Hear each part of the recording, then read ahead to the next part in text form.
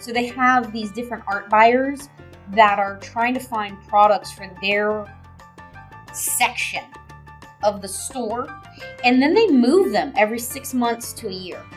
So these art buyers and art directors and licensing agents, they get moved around. So your contact may go, it may be cold or stale, or they may move. So that's why I normally start with a, hey, are you the right person? It's because oftentimes the contact information that I have is either generic or old. If you don't know me, I'm Erin Sparler, and today I'm going to present about pitching. So why am I presenting about pitching? Well, pitching is something that we don't really learn in art school. So I used to be a college professor. I taught for 12 years. In fact, I taught over 220 different digital art classes. I taught 4 semesters a year, 4 classes a semester for a total of 16 classes a year. It was insane. Everything from art history to Photoshop to Illustrator to web design to videography.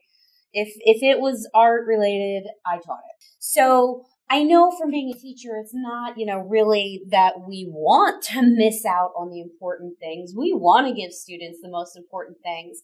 But by the time you teach art history, drawing and illustration, Photoshop, Illustrator, web design, color theory, portfolio development, boom, you're done, right? You get one elective, you got to take your core requirements. So there really isn't time to teach marketing and sales. Sucks, but it's the way it is, right? So we've got to kind of learn it after the fact. So it's become my personal mission to share the business of art with you guys. Hence the podcast where I interview people about the business of art. Over 60 different interviews in season 6 now, or 10,000 downloads. And I started it because of designing these little guys and learning how to retail them to the toy market. So I licensed these guys to a bigger company, and I'm now the assistant licensing agent to Out of Blue Art Licensing. So that's kind of my background a little bit in a less than 2-second overview, 2-minute overview.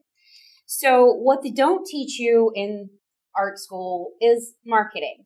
So I want to kind of rectify that with the podcast, with the book, with the presentations. No marketing. Marketing is essentially sales, right? And if you don't have marketing, you don't have sales. So that kind of sucks. So what is pitching? Let's talk first. Let's define the word pitching, because it's kind of more of a business term than it is an art term. So what the heck is it, and how the F do you do it? Right? So there's lots and lots of different types of marketing. There's a reason marketing is its own degree. And I just have a link here down to Asana. Asana is a project management tool, and they list all the different types of marketing. And it's a really fascinating slide. But just to summarize, there's direct marketing, and there's paid advertising, and there's this, and there's that. There's word of mouth, there's guerrilla, there's like 10 different forms of marketing. And pitching is just a subcategory of a type of marketing, but it's one of the most effective. Pitching is essentially reaching out. It's networking in any of its forms, right? So let's define it real quick. Let's define what pitching is. So what does it mean? We're going to talk about 4 things real quick here to kind of get our feet so we're all on the same page. So what does it mean? What does pitching mean in business and public relations? PR is public relations. Why do I want to pitch my work, and how? The big one, how, all right? Let's do actionable content. So one of the things I like to do in my presentations is try and really give you some actionable things that you can do on your own after the presentation. So that's hence the handout. The handout is actually more of a worksheet with blanks. Okay, so we can actually do that today, or you can take it with you. Okay, so if you look up the word pitch in the dictionary, it's actually one of these fabulous English words that has 101 meanings. It can mean to throw, it can mean to pitch back and forth on a boat, it can mean to pitch overboard on the boat when the storm gets really rough, it can mean to throw something out, to pitch it and start over. Like, there's 101 different definitions for pitch. even to set up an angle, right? So what is pitching in this context? Well, pitching in the business world is actually when you try to persuade somebody to do something. And business people will actually talk about a pitch deck. So instead of like a PowerPoint, they call it a pitch deck. So when you have a PowerPoint presentation and you're asking somebody for money or to invest in your business or something like that, they'll call it a pitch deck. So they're pitching. All right. So why pitch? Well, there's lots of reasons to pitch. You can pitch to get coverage in editorial magazines. You can pitch to get contacts at manufacturers, right? And you can pitch to get licenses with manufacturers or agents or whatever. So everybody wants to sell more products, right? Manufacturers want to sell more products. We want to sell more products. And so you look at it as a partnership. So are you guys all familiar with the term licensing? Yeah, good. Okay. So licensing, right? What is licensing? It's when you kind of rent the rights to your artwork to be used in a product. Well, the partnership is that the manufacturer is hoping that your artwork will help them increase sales. It's as simple as that, right? They want to sell more, and they're hoping that the artwork you provide them with will appeal to the market more and help them increase sales.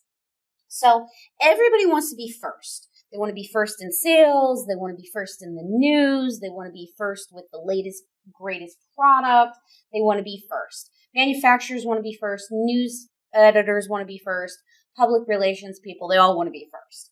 So they want to be on trend. They want to offer the best artwork. They want to offer the best designs, the latest colors that are trending within the market, these types of things. And if you can keep this in mind, that manufacturers want to be on trend, they want to have the colors of the season, they want to have the themes of the season, they want to have the subjects and the styles that are most popular for the upcoming season, not the old stuff, right?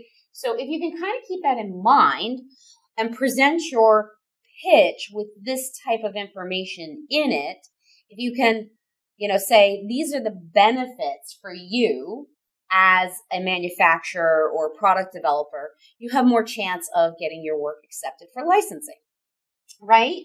So also they want to find new cool stories and new cool products nobody has seen yet. All right, so why pitch yourself? Well, to license your work, to get it on reviews, to if you get your work reviewed in magazines, you get more fans, you get more publicity, that type of thing, right? So you can test new images and designs as well. So pitching, when you get reviews, gets you feedback as well. One of the great ways, a little side note, a little side tip here, is when you pitch something, a great kind of self-effacing or humble thing you can do is you can actually say to an editor or a magazine or a blogger, you can pitch to bloggers, right? Or micro influencers. You could find these IG famous people, and that's a real trend in marketing right now, is to make a list of these people that have a following on YouTube or Instagram, right? 5,000 or more, and you pitch them. You send them an email through direct message or email or however you can find to contact them, and you say, hey, I got this great new artwork, this new design that I think your customers, your market would really find beautiful. Would you like to see or receive a print for review? You can give it away in a competition. And, if you like it, great, review it, give it away in a competition. If you don't, I totally get it. No problem as well. So you can kind of be really casual about it and send them a print or a product and ask them to review it and say, hey, I want your honest feedback. If you love it, review it, give it a positive review. If you don't, I want to hear that too. And just be really transparent and open. And this is a whole marketing trend that people do. It's called influencer marketing, where you go to an influencer and you ask them to review your stuff You send them something that's relevant to their audience, and you ask them to review it and maybe even do a competition. So you can say to them, hey, I'll give your viewers a 10% off coupon if they buy from me. You can, promote it when you review it at the end of your review. Or, I'm going to give away a free print to your viewers for the first person that comes to my website and comments or something. Or you can let the influencer do the competition. They're always doing challenges and competitions, right? Okay. So other reasons to pitch yourself, it establishes you as an expert on the topic. You want to kind of give them some criteria of why they should listen to your pitch. It establishes your artwork is desirable. And, of course, to sell more products. All right, so here's just real quick licensing basics. I think we've already talked about this a little bit, but it never hurts to make sure we're on the same page. Art licensing is basically where you say, you can use my art on your product. And you need to be very careful with your licenses that you establish what products they can use it on, where they can use it, what region, right? North America. That's it. How long they can use it. 2 years is pretty standard, right? And of course, royalty rates, right? How much you're going to get for that use of that artwork. So if you're interested in that kind of thing, I have a lot more definitions. Chapter 7 in this book, Chapter 6 in this book is all definitions of licensing terms from actual contracts. So that's a whole science. As Seth said yesterday when he was talking about AI, did you guys go to that? Oh, good lecture. Not really a lecture, more of a panel discussion, but I thought that was a fascinating topic of AI, and he said, read the terms of use. And it's the same thing with contracts. Make sure you read your contracts. Really, really, really important for licensing. Because your artwork should still belong to you, right? Work for hire, you're selling the rights, so you don't want to do that. You want to make sure that you retain the rights and you define where you use it, how long they can use it, what products they can use it on. Get very specific. All right, so why do you want to license your work? Obviously, so your art can make you more money, right? It also increases your reputation and visibility when you can say to somebody, hey, my art's on a teapot. That's kind of cool. And, of course, because it's cool. It's really cool to see your art on designs, right? Okay, so here it is. Here's the meat of the presentation. This is the process. I've laid it out step by step. It's also in your handout, which we'll talk about here in just a minute after I go over this. So, number one, if you want to follow along in your handout, you can look, is to research who you're going to pitch, okay? So I've given you a space to write down who you want to pitch, but basically you can go shopping. Go shopping. I'm giving you permission to go shopping. You go out, you pick up a product, you flip it over, look on the back. Who made it? Who's the manufacturer? Is there contact information? There should normally be at least a website, right? I use my phone. I go out shopping, I flip the thing over, I take a picture of the manufacturer, and I put them all in a folder on my phone of manufacturers, right? Then you go home, look them up on the internet, scroll down to that bottom. Most of the contact information is always on the bottom. You know that bottom bar, right? So you'll often find a contact link down there with information for contacting people. So once you do that, then you can send your first email, and you want to confirm that you found the correct person. So inevitably, my very first email is very short, very sweet, and it's normally, if I've got a name of somebody from the website, say Susan or something, I'll say, hey, Susan, I found I got your email as the person to contact for art licensing. Are you the correct person? Are you the art buyer? Are you the director of licensing? I'll ask them straight up, are you the right person to talk to? One sentence, right? And then the second sentence is normally, if not, could you please forward me to the right person? Super simple, okay? I I have included for you guys a link, a special private link just for you guys to the actual emails that I use to pitch art buyers for Out of the Blue licensing as the art agent, the assistant art agent at Out of the Blue licensing. And also some of the emails, it was too long of a document to print because it's about 10 or 15 email sequences with different kind of alternatives. So you can get that whole link to that file as a Google document. So you can make a copy and then alter the emails to suit your purposes at theartistappeals.com/pitch. Okay. So that'll link you right to that. Make a copy and then you can make changes to it. Okay. Okay, so after you sent that initial, hey, are you the right person? Then my favorite thing, I said this last year, was follow up, follow up, follow up. A lot of times you're not going to get a response to this initial email. And so what I do is I just kick that email back again. So I just send it again and I say, hey, just following up. Are you the right person? Right? Week 1. I do this for 3 to 4 weeks. I follow up normally 3 to 4 times. I seriously do. Because I can't tell you the number of times I've had somebody say, oh, yeah, I saw your email come through. I've just been so super busy. I'm totally sorry. I meant to get back to you. Thanks for reaching out again. They'll actually say thank you for following up. I mean, I don't like spam them. I wouldn't do it every day. But once a week is fine for about 3 to 4 weeks. And then after 4 weeks, I will try something else. Okay? So, once you do get that person, and, 50% of the time I get a response from somebody that says, I'm not the right person, so-and-so is who you should contact. Right? The other 50% of the time I get, yeah, I'm the right person. You want to send me something?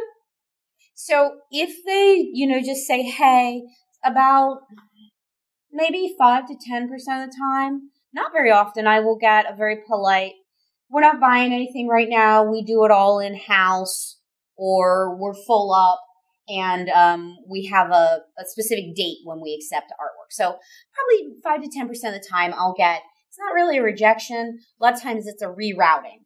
So I'll get somebody that will say, either we use in-house designers, and I'll take them off my list, right? Or they'll say, we accept artwork on such and such a time period, at such and such a date for these quarters, and I'll put it on my calendar, so I'll note when to send to them. Or they'll say, oh, there's a submission form on our website, and they'll give me a link to their website to look for directions or something like that. And that's only about 5 to 10% of the time. Most of the time, they'll say, oh, hey, cool. Yeah, I'm the right person, and send me something. I'm always looking for good art. So that's always kind of encouraging.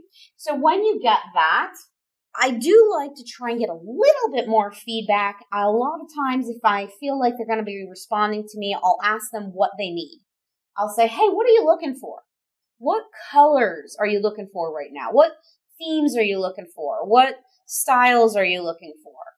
I'll just ask them straight up, like, what are your best sellers? What are you looking for in the next quarter? Right? So you sound very professional when you say quarter, because all these businesses talk in terms of quarters, right? So there's Q1, Q2, Q3, Q4, right? So you can ask them, what are you looking at? And most of these manufacturers work months out in advance. They work 4 to 6 or more months in advance. So they're normally looking for next year, okay? So getting some idea of what colors they think are coming, what themes they think are coming, what they want to see is very, very helpful. Then once I do that, I'm helping as assistant art licensing manager. I use Lightroom to organize my catalog of artwork. I'm managing about 60,000 images right now. That's my images plus 40 other artists. I'd say for Out of the Blue, I'm probably managing 10 to 20,000 images from the other 40 artists. And so anybody here use Lightroom?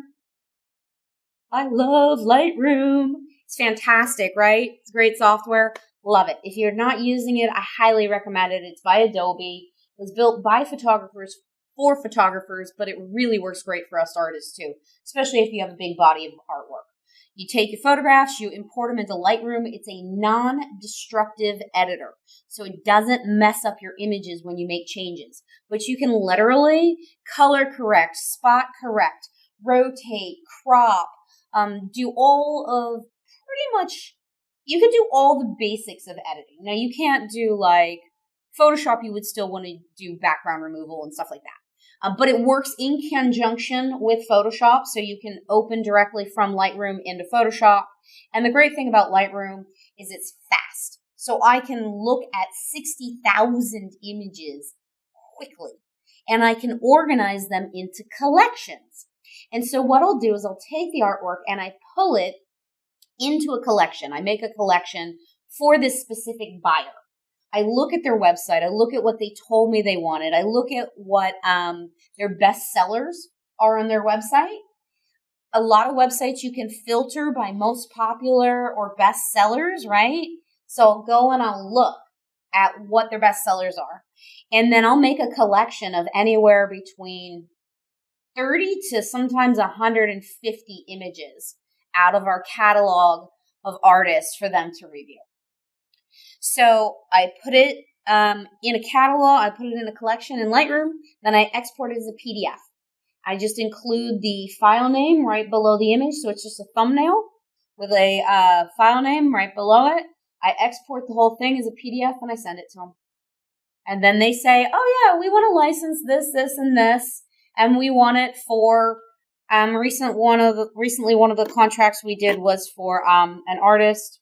Her work got picked up. And it was a coaster company. And we thought, oh, yeah, this isn't going to be a very profitable coasters. Oh, okay, that's fine, you know. But then they came back and they said, we want these 4 images and we want them from coasters, travel mugs, coffee mugs, teacups, coasters. And they have some kind of car, like, coaster thing. They, like, set it in the car mug. They wanted it for those. So they ended up wanting 4 different pieces of artwork for, I think it was 10 products or something like that. 10 different products. So they were going to create a whole line. It was great. So then we negotiate the contract, right? We basically just follow up and say, okay, great. You want those images? Send us your standard contract or we'll send you ours. Most of the time they send us their contract. You read it, you review it, you make any alterations or any requests, and away you go. So that's kind of the general overview of pitching and the process of art licensing for art licensing. And of course, once you get the contract signed, send them the artwork, right? Make sure you hit whatever deadline they need the artwork by and in whatever file formats, sizes, and types they need. So make sure to ask, how do you need this artwork? Do you need it as TIFF? What size? Like what file type and what file format will you need it? So I do have a new coaching program where I can help with tech if any of you guys are interested in that. I'm offering a discount for IX people. Whatever. So that is kind of my little extra that I'm offering you guys there. So you get the templates today and then the worksheet will also help you walk through this, all that stuff. But if you feel like any of the tech like Lightroom or this process, like you want help with it, let me know. I'd be delighted to help. All right. So breaking it down, we did most of this, but this just breaks it down a little bit more. How to do some research. Well, I mentioned you can just go to the stores and go shopping, right? Take a picture of the products. You can also search online. There's a lot of manufacturers online. Some of our big clients at Out of the Blue Art Licensing include World Art Group, Pi Creative, the mother company of Cafe Press. So like my work is on Cafe Press. Oh, I know. The mother company is called Great Big Canvas, I believe. And it is the mother company to all the Cafe Presses worldwide. So there's Cafe Press France, Australia, Denmark, England, blah, blah, blah. So that company distributes to all of these printers. Essentially, we focus on Out of the Blue Art Licensing. We focus a lot on the wall art and home decor vertical. So we like our artwork to come in at 300 DPI 60 inches on a long edge, TIFFs with a TZW compression. It's ridiculous. Literally, we make our images so big that you could print them as a mural.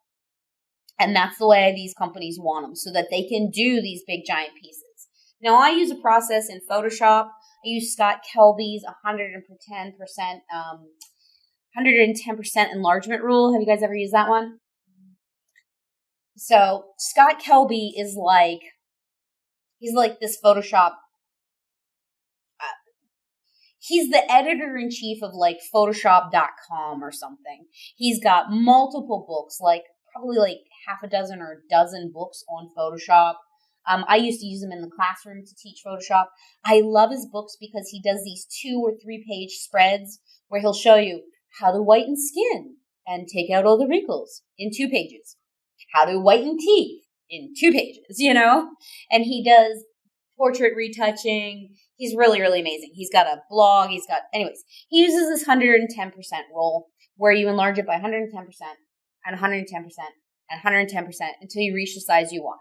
And he uses bicubic sharpener, which makes sure that your image goes up big. Anyways, I digress. I'm kind of getting into the tech. I'm sorry. Keep me on track. Yeah. You got a question? Yeah, the URL that you pasted, both pitching and pitch. Yeah. The Artist Appeals /pitch. Pitch or pitching. Okay, I will. I will make sure after the presentation to get it for you to make sure it's working. So it should go to a page with a computer, a laptop picture on it, and then it should have a form. You just put in your email, and it should kick you right to the Google Docs page. Oh. Okay. Oh, so the pop-up. There's a pop-up. Yeah, there's a picture of a computer and a phone, and then you just put. I made it so that you would have to enter your email because I didn't want anybody just going and finding it. It's for you guys alone. Okay. Yeah. Yeah. Sorry about that. So, was it pitch or was it pitching? It was pitch. Okay. So my slide was wrong. It is pitch. theartistappeals.com /pitch. That will take you to the private Google Doc.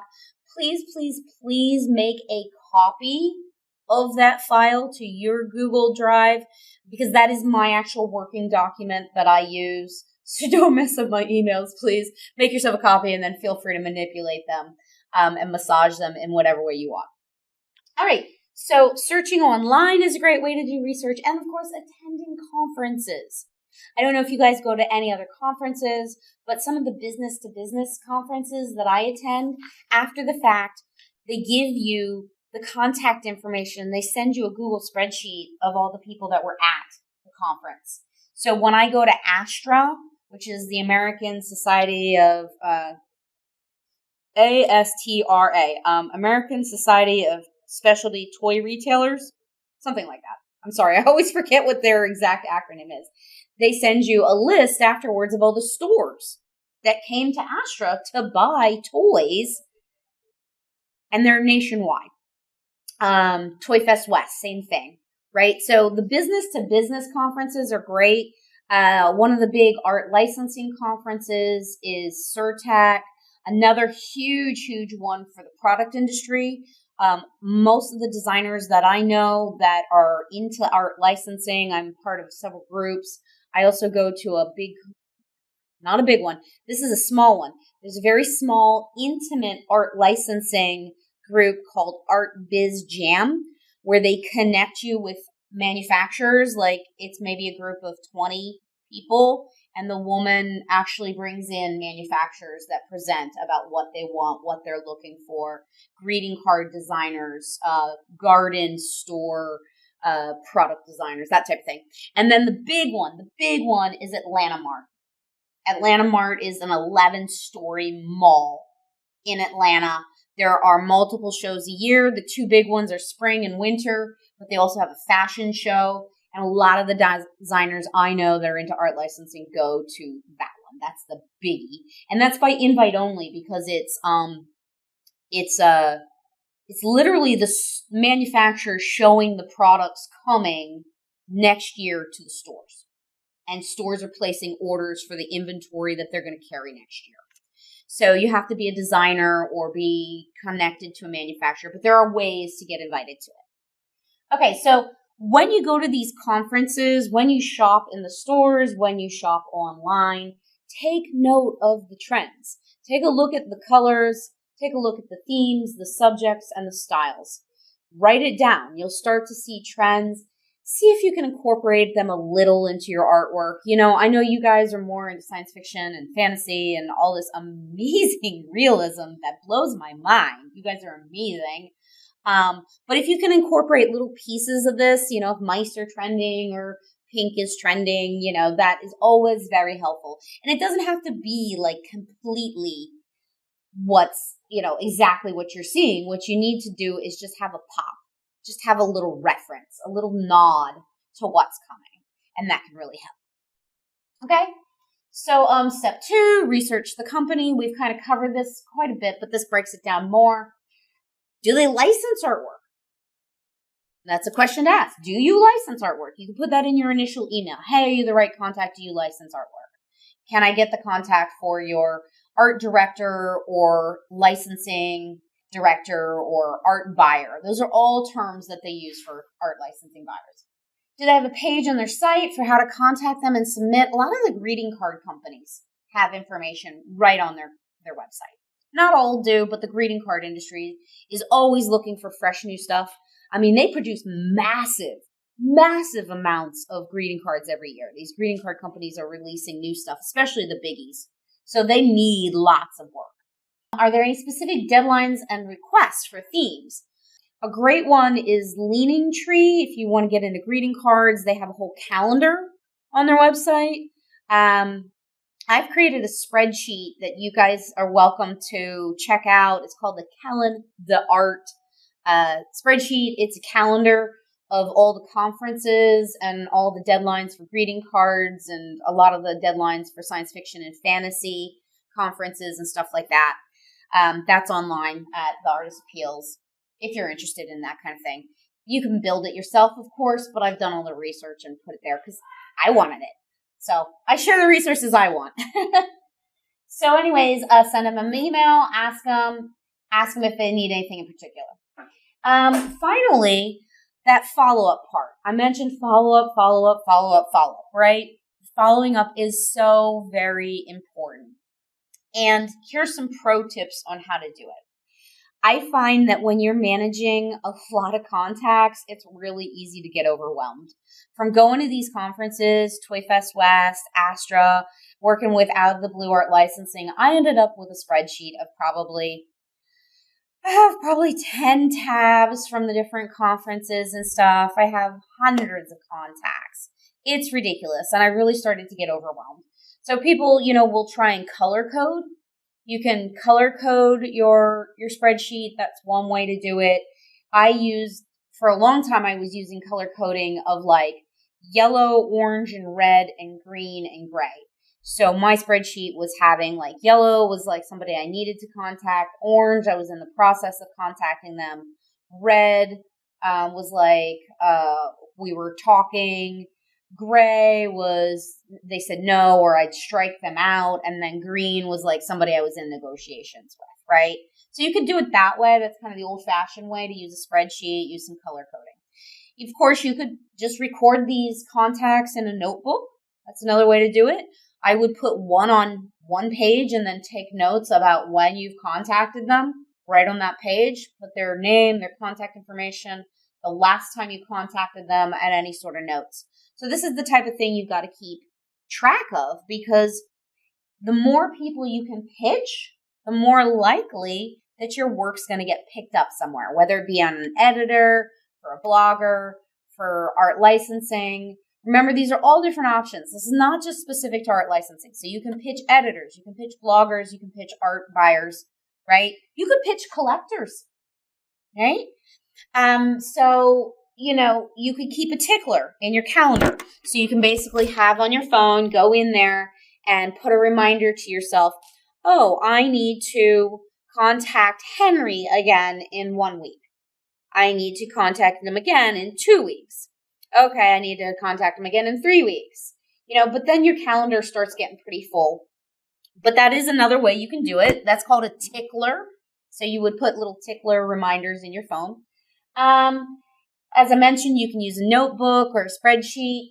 Two of the new tools that I'm using nowadays that I really like is Boomerang and Streak. I just recently started using Streak. A friend of mine who is in art licensing, she's great.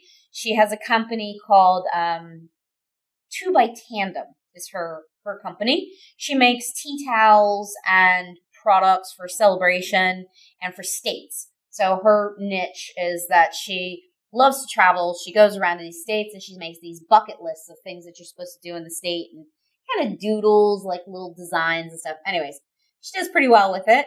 She just had a collection of 30 pieces picked up by a manufacturer and she pointed me towards Streak. She was like, I've started using Streak for Gmail. And it is really cool. I got to tell you, it is, have you guys heard of a pipeline? It's a pipeline. So it allows you to color code your emails and put them in different buckets. So you create this pipeline, right, that goes, and what's really fun is it's color coded. So you can do like a gradient, you can do a rainbow, you can do whatever colors. So you can create your own pipeline that says contacting, talking to, sending materials to, contract negotiation, deal closed. And you can literally move that email and it takes the whole sequence of emails in the contact and puts them in each of these. You can move it from category to category to category. And then you can see them all. So you can see, okay, I've got all these people that I'm contacting. I've got these people that I'm talking to. I got these people that I'm in negotiation with. And I got these people that I got to send work to. And these people that I'm closing the deal on. Right? So it's fantastic. It's really cool. So if you want to know more about that, let me know. I didn't want to get into that because I didn't bring my laptop. I'm using theirs. And it has a free version for Gmail. Integrates with Gmail. You just install it on Chrome. It's really cool. I love it. I think it's really cool. And there are lots of paid services like Go High Level is one that is like a paid contact management system. And those systems will actually incorporate things like text messaging and phone calls and track all that for your contacts as well. But they are a subscription-based service. There is a paid version to Streak too as well, but I haven't found a reason to use it just yet. Free version's working great. So pitch on-trend work. You just create a PDF of the work you feel that matches the company's style and themes, what they might want. Look at their best sellers, as I mentioned before. Send it to them, and then make sure you follow up. So employ this follow-up strategy again of, 3 weeks, 4 weeks. So you want to follow up. Hey, did you get the art? So I would follow up with, hey, did you get it? Make sure it didn't go in their spam, right? And then I would follow up again. Hey, what did you think? A lot of times they'll say, oh, we have a review coming up on such and such a date where we'll be reviewing all the artwork that we got. And so then you make a note of when that review is and you follow up again after the review. Hey, what did you think of the work? Do you like it? Do you need any alterations? Don't forget, we can do color correction, cropping, whatever you're willing to offer. So sometimes they'll come back to us and say, hey, we really liked these pieces. Could you just color match them so that the colors are very, very similar?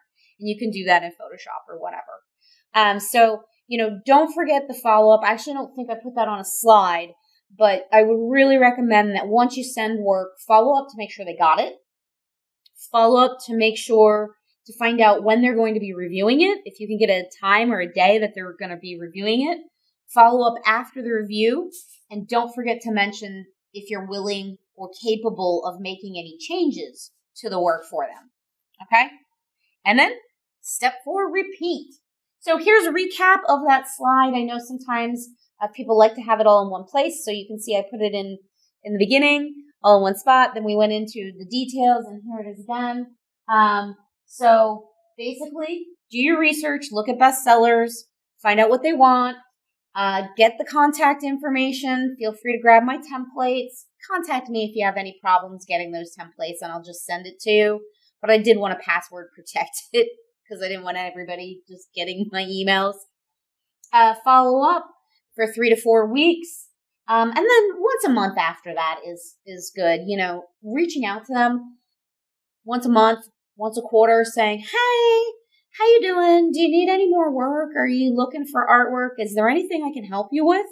Keeps you top of mind and is really, really beneficial because you create a relationship with them, right? And then when they do need something, they're going to come back to you and go, oh yeah, they were on task. They know what's up. Like they're consistent with reaching out to me. Oh yeah, I remember her. We talked about whatever. We talked about horses or unicorns or butterflies, or we talked about our kids or whatever, right? Send a PDF. When they do say yes, ask for the contract. Don't be afraid to say, hey, can I get your contract? Do you have one? If you don't, you can send over a default one. There's some default contracts out there. Having a contract on hand that you're happy with is a great thing to have in the hopper. And make any revisions and then send them the file format and size that they need. All right, that's it.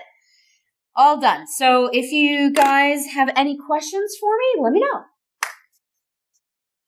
Q&A time. Any questions? We've got about 10 minutes, I think. Yeah.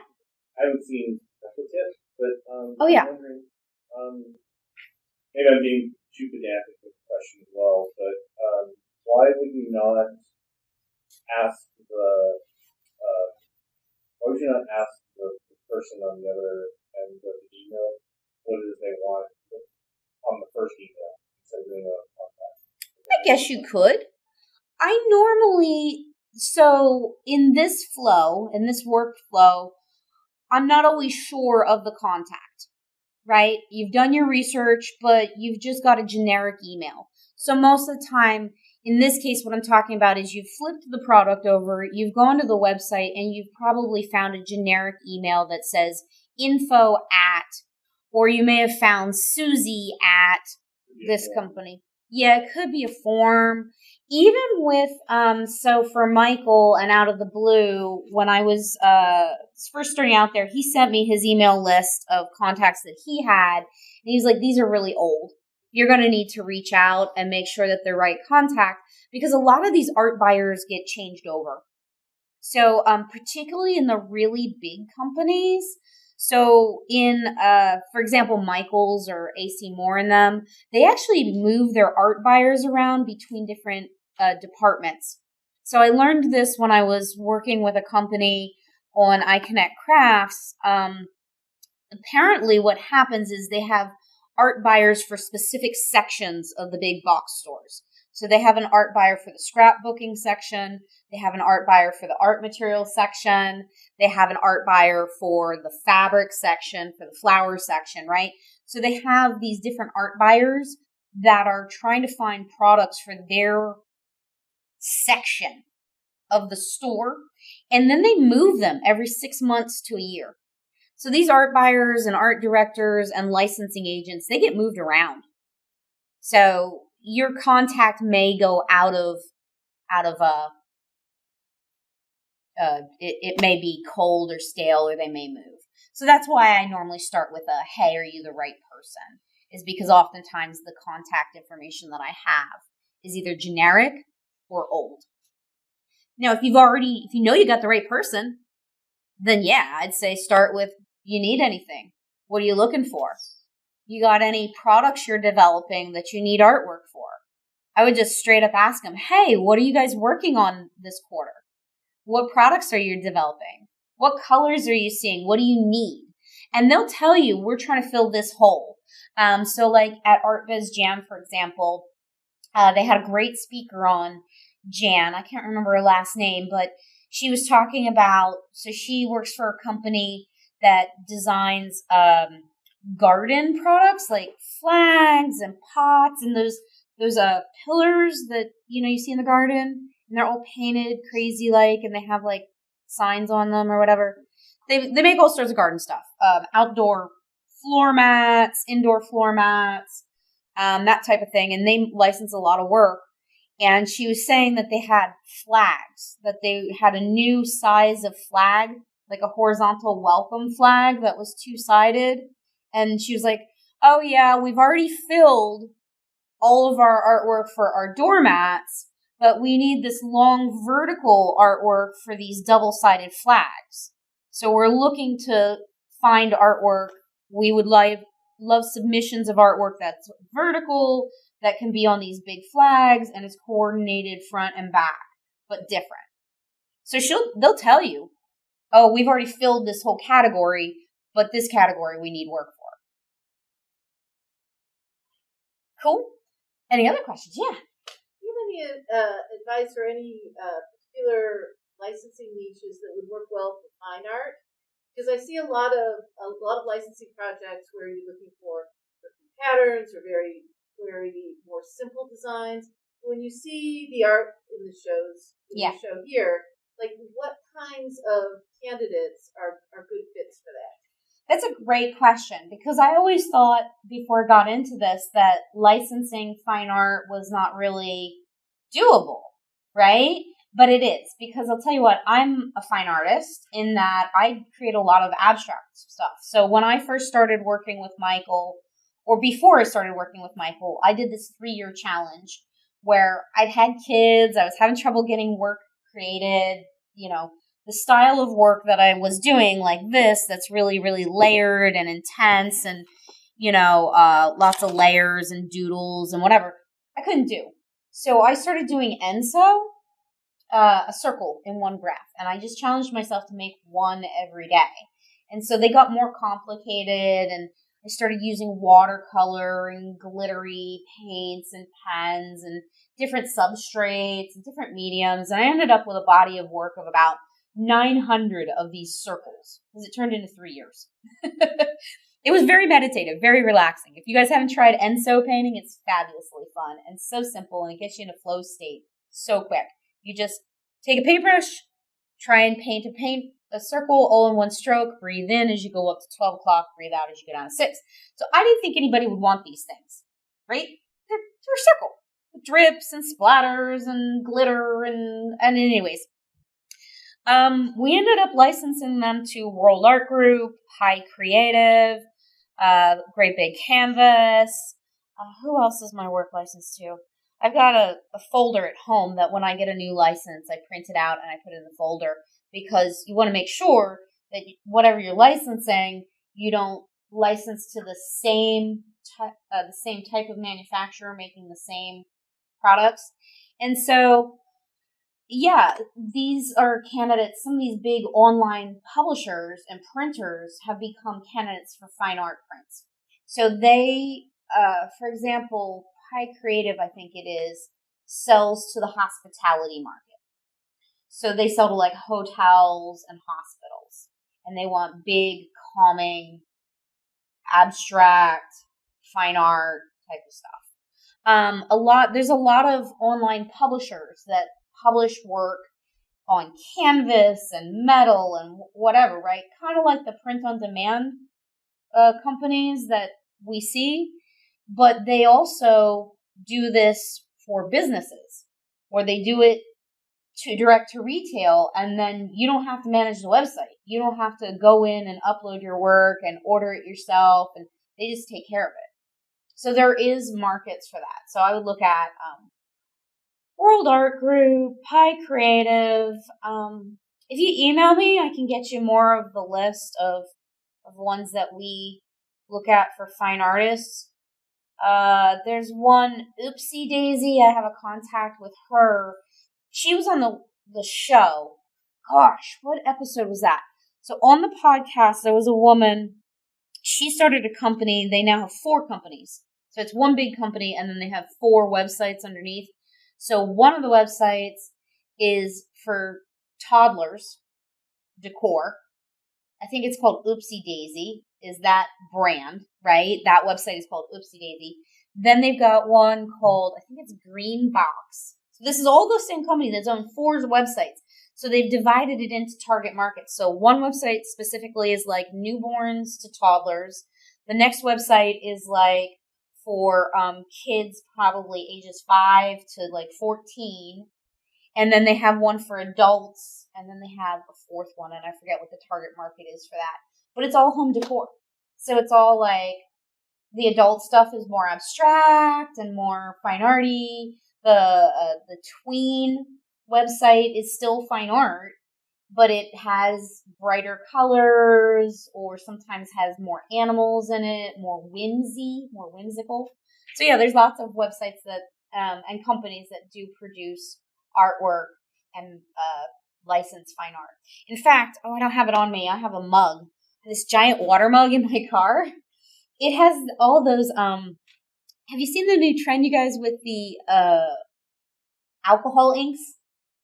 Where they're it's just blue alcohol ink all over it. It's beautiful, and they're licensing that kind of stuff for mugs, and it's just fine art. It's just abstract fine art, whatever. I think you guys are actually better off with the fact that you guys can do subjects, and you can do both fine art and stuff with themes. You have a lot of options. Other questions? Yeah. Oh, no. Okay. Yeah. I do have another question. Sure. So, I've recently gotten some inquiries on licensing my art for specific things. So, like, I got awesome. Congrats. A beer label. I had no idea what to charge. And so, is there a place to research to see what kind of standard rates would be? Yes. I have no idea. Yes, there is. Totally. So there's a handbook of pricing for graphic designers, which has some licensing stuff in it. It's literally a book that's been around for years and they update all the time. It's called the Pricing Guide for Graphic Designers, I think. There might even be one for illustrators too. Graphic Artists Guild Handbook. Yes, thank you. Graphic Artists Guild Handbook. So that's like the standard manual. Now, I find their rates in there to be a little high sometimes, depending on your region. There are also a lot of great Facebook groups. There's actually a Facebook group about art licensing royalty rates for artists, where people will just come in and they'll be like, I got this contract. They want to license my work for this. What do you guys think? And a bunch of people chime in and say, this is what I normally get for this product category. Don't take less than this. Other people will say, hey, I sell outright or I don't sell outright. So there is some companies buy artwork outright. Like Patricia Linus was on the website or on the podcast. And she owns a company out of California and they produce 1,000 SKUs a year. It's a female woman-based company. She's a designer. Her background was in designing sweaters, which is kind of cool. She used to lay out the sweater patterns that the machines would knit. Anyway, she started her own company, and they buy and they don't license because for her it's too complicated. Their company is too small, so they're like a dozen women. They produce 1,000 different products a year. They design 1,000 products and then sell them out to stores or whatever. But they find that they just prefer to buy outright. And so some artists are okay with that, some aren't.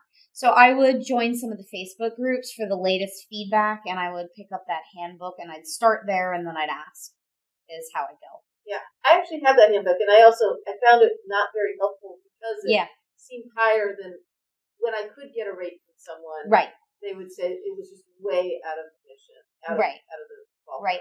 And that's why I recommend using a combination of both the handbook and the online and other people's experience, because it's going to depend on category. So it's going to depend on what the product is itself.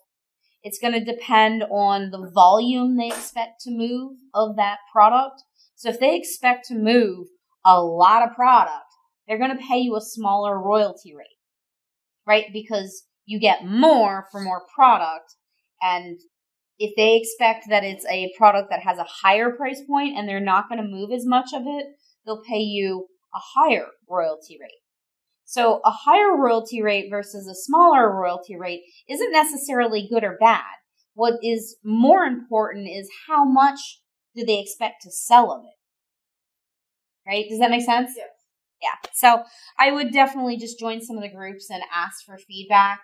I love to just ask Michael. He's got 40 years of experience, so I go to him or I go to my attorney and ask If I'm negotiating a contract where he's not involved, I'll ask my attorney. She's got a lot of experience. I'll look in those groups and do some research.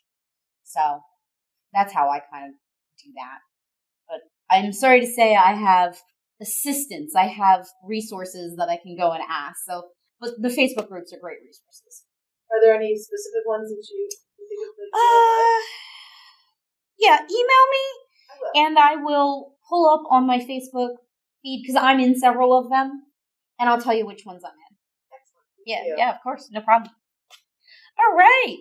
We're almost about time. It's 1 on the dot, but any more questions? Good.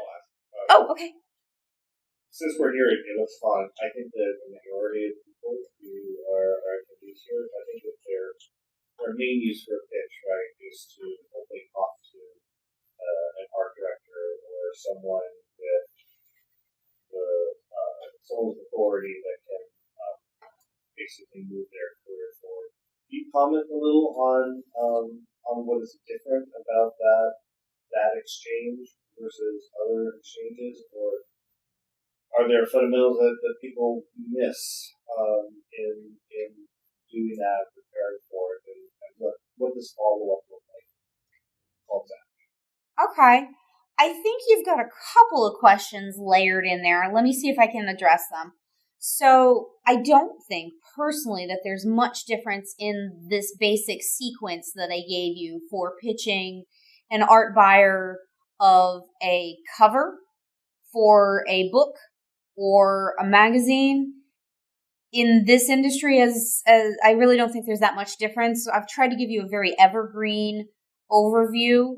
I think the difference would maybe lie in that when you're at a conference like this, you can make those personal connections. And so you don't have to go through the shopping research. I did mention in the slide that a lot of times you can go to conferences, and it's the better way to find the contacts. It really is. If you've met somebody in person like last night, you've given them pizza or, and then you can, that changes the initial emails for me. So when I've met somebody, I try and follow up quickly within the first week of getting back. And I will reference in my email right away where we met, and I'll try and mention something that we talked about. So one of the things I do to help me remember is I will get their business card, right? And then after I've got a couple of business cards, or as soon as I can, I carry a permanent pen with me and I'll write on their business cards some little trigger for me. Invited to the podcast. That's one of the things that I write on my business cards is when I come here, I invite different guests to be on the podcast, and I'll write right away, invited to be on podcast. Or I'll write art buyer for such and such, or, just some has kids, talked about having 2 boys. Some sort of personal connection. So if you meet somebody at a conference, I highly recommend taking a note of what the personal connection is. Then I'll email them as soon as possible. In fact, I actually emailed a couple of people that I invited to be on the podcast. Just I go back to my room and I email them right away. I'm like, hey, and I start that process and I put them right in to Streak so that I've already got them in my funnel, right? So that personal connection, so I would in the subject line, I'd say, hey, we met at a Lux Con. It was great talking about our kids. It was great eating pizza with you. Oh, or, drinking bourbon or whatever. Right? And then right in the beginning of the email, I would kind of repeat that. I'd say, hey, it was so awesome hanging out with you after a Lux Con. I really enjoyed the conversation we had about A, B, and C. And then I would say, I just wanted to, whatever you want to kind of pitch to them, I would throw it out there almost right away. I wouldn't unless you guys talked about it, if you already talked about it and said, hey, and they said, send me something, then I might even send them something on the first email. But if you didn't talk about sending them something during your conversation, then probably my first email would be like, hey, can I send you something? What are you looking for? Right? I would try and get a feel for them. If I had talked to them about sending something, then I would just do it. I'd send them whatever we talked about sending them. So I think that's the difference with conferences is those personal connections are worth so much more. They call that in pitching, they call that a cold lead versus a warm lead or a hot lead. So a hot lead or a warm lead is somebody you've met in person, you've made a contact with, you know you've got the right person, you've got some kind of connection. A cold lead is when you have to research them, when you have to go shopping or try and find that contact. So really you're just kind of removing that first step. Let me see if there was a second part to your question. What was the second part to your question? Call to action, or actually, I'll change it. Frequently, people will lead to just very fleetingly, and Erin, I see you're going into the elevator. I have that very brief, 2 or 3 seconds where I can make a difference. Yeah. So how would you use that for seconds? Ooh, good question. This is the tricky one. I would use a little bit of humor in my email. There's a great email sequence that I had found from a guy that talks a lot about humor in emails. And I'm going to try and remember his name. If you email me afterwards, I will get you his name. But he has an email sequence that he uses for cold people, but it's funny. So he'll send them a funny picture.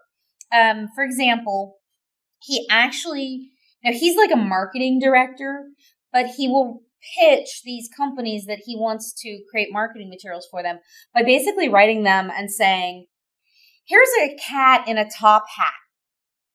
Please excuse the blatant cold email, but I'm so funny, blah, blah, blah, blah. Like, he doesn't say I'm so funny, but the bulk of the email is just ridiculous and out of the blue, and he basically calls out the elephant in the room. Right. He's acknowledging that it's kind of awkward. Yes. So he just addresses that elephant in the room right away, and I think it's fantastic. So I think you could do the same thing here, where you could say, hey, we met for 3 seconds in the elevator at a Lux Con. I liked your shoes. Or something, please excuse this blatant cold email, but I wanted to connect with you. Is there anything I can, is there anything you need? And always asking them, what do you need? What do you need? What do you need? Always make it about the other person. That's the big thing in like pitching and email and marketing is you always want to try and put yourself in the other person's shoes and find out what they need. Like, yeah, we need something. And there's nothing wrong with that. But always try and reframe it and think to yourself, what do they need? Because if you can find out what they need, then it's not so intrusive. You're helping them, right? What do you need? What are you looking for? What do you need? So just flip it around and ask yourself, what do they need? And I would go ahead and address the elephant in the room. Hey, we met for 30 seconds at the coffee bar. I wanted to talk to you more, but we were both running out the door. And you can do something humorous. You can send them some crazy little piece of artwork or design as well. Hey, you stopped by my booth and you mentioned you liked this. So if they maybe stop by your booth and somebody says, oh, I love this piece, maybe take a note and then you could email them and say, hey, I'm sorry we didn't get to talk more. It was crazy at a LuxCon. So now you're making a connection. You're saying, this is where we met. And then you say, hey, and you're trying to jog their memory. You said you liked this piece. And so a lot of people are very visual. Well, we're all very visual, right? I remember people's artwork better than I remember their names. Like, if you show me a piece of your artwork, I'll probably remember the artwork rather than your name. I'll be like, oh, yeah, that piece. So that's how I'd approach it. Cool. I know we only have 2 hours, but I'd like to do a little bit more later. Yeah. Some more questions. Sure, of course. I think we have a next one coming up, don't we? It starts at 2. Oh my God, they gave me 2 hours? Well, I don't need it, but if you guys would like to stay around and ask me questions or fill out your worksheet, you're welcome to.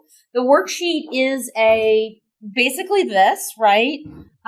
So it has spaces to do some research, to fill out research. Yeah. What's the name of that? It's The Artist Appeals. Yeah, everything's synced up. So the book is The Artist Appeals. The podcast is The Artist Appeals. pretty much everything is the artist appeals so that it makes sense. Consistent branding. Cool. Feel free to stick around, guys. I can answer any questions about the worksheet if you'd like to fill it out. You're welcome to. If you want to come up and chat and meet personally, love to as well. Thanks for coming. Of course.